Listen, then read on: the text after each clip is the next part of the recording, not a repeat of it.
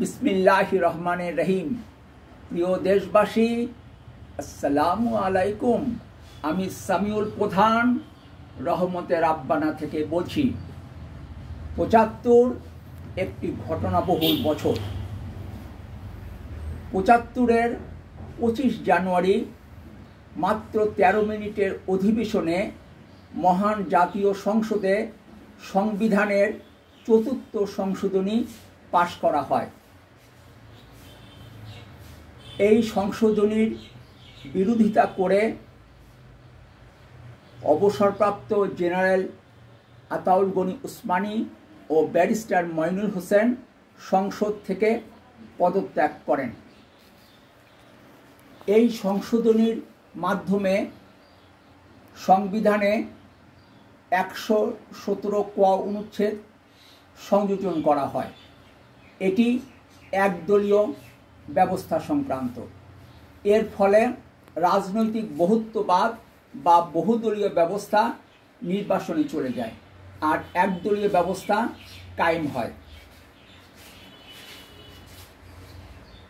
আওয়ামী লীগ ও তার ঘনিষ্ঠ মিত্র বাংলাদেশের কমিউনিস্ট পার্টি ও ন্যাশনাল আওয়ামী পার্টি মুজাফফর তাদের সংগঠন বিলুপ্ত করে দিয়ে এক দল গঠন করে।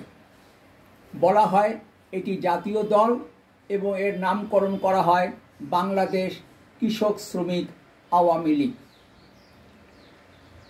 তখনকার সংসদ সদস্য ও জাতীয় লীগ নেতা আতাউর রহমান খান বাকশালে যোগ দেন।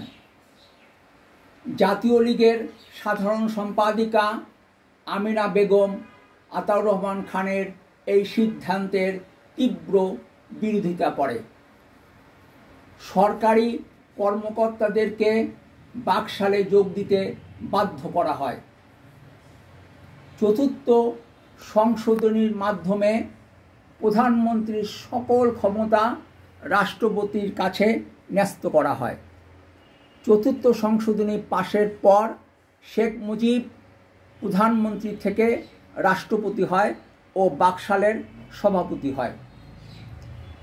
এর কিছুদিন পর শেখ মুজিব সন্তোষে গিয়ে মৌলানা আব্দুল হামিদ খান ভাসানীর সঙ্গে দেখা করেন এবং মৌলানাকে বাকশালের সভাপতি হতে অনুরোধ করেন। মৌলানা ভাসানী শেখ মুজিবের এ প্রস্তাব প্রত্যাখ্যান করেন। ২৫ জানুয়ারি বিকেলে আনোয়ার হোসেন মঞ্জু সহ ৪ জন সাংবাদিক বাকশালে যোগ দেয়।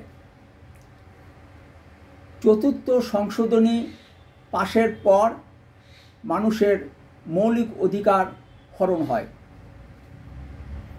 দৈনিক বাংলা ও বাংলাদেশ টাইমস ছাড়া সকল পত্রিকার ডিক্লারেশন বাতিল করা হয়।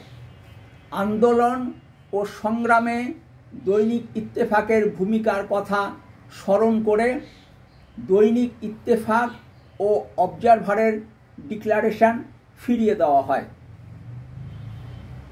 বাকশাল গঠনের পর মনি সিং শেখ মুজিবকে বলেছিলেন, আমরা এখানে গুছিয়ে নেই, আপনি কিছুদিনের জন্যে সোভিয়েত ইউনিয়নে গিয়ে থাকেন। ৭৫-এর জুন মাসে জাতীয় সংসদে যে বাজেট উত্থাপন করা হয়েছিল তাতে সমাজতান্ত্রিক অর্থনীতির নীতি ও দর্শন প্রতিফলিত হয়নি। বাকশাল গঠনের পর তখনকার ৬১টি জেলায় গভর্নর নিয়োগ করা হয়েছিল। রংপুরের গভর্নর হিসেবে নিয়োগ পেয়েছিলেন ময়মনসিংহের জেলা প্রশাসক, আর খুলনায় গভর্নর হিসাবে নিয়োগ পেয়েছিলেন একজন সেনা কর্মকর্তা। চলবে, ভালো থাকবেন ও রাজনীতির আড্ডাখানা রহমতে রাব্বানায় বেড়াতে আসবেন। ফি আমানিল্লাহ। আল্লাহ হাফেজ। বাংলাদেশ জিন্দাবাদ।